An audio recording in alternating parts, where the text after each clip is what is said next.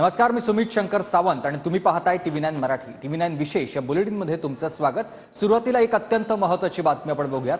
TV9 reporter पोलनुसार Mahayuti आणि महाविकास आघाडीत काटेकी टक्कर पाहायला मिळते. TV9 रिपोर्टर पोलनुसार महाविकास आघाडीला 136 ते 145 जागा मिळण्याचा अंदाज आहे. TV9 रिपोर्टर पोलनुसार महायुतीला 129 ते 139 इतक्या जागा मिळण्याचा अंदाज वर्तवला जातोय. TV9 रिपोर्टर पोलनुसार इतरांचा आकडा 13 ते 23 पर्यंत जाऊ शकतो. तर महायुतीला 129 ते 139, महाविकास आघाडीला 136 ते 145 जागा आणि इतर 13 ते 23 जागा येण्याचा अंदाज TV9 रिपोर्टर पोलनुसार आहे.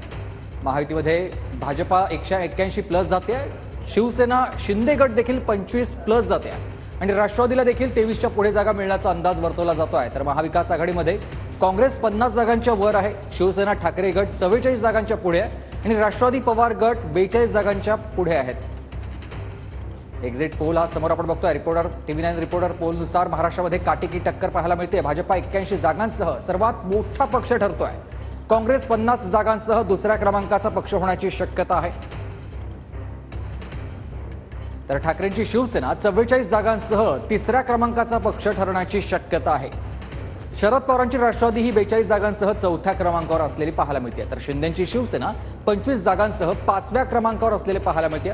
अजित पवारांची राष्ट्रवादी 23 जागांसह 6व्या क्रमांकावर राहण्याची शक्यता वर्तवली जाते आणि सत्तेच्या 6व्या अपक्षांच्या हाती असतील 13 ते 23 अपक्ष येण्याची शक्यता वर्तवली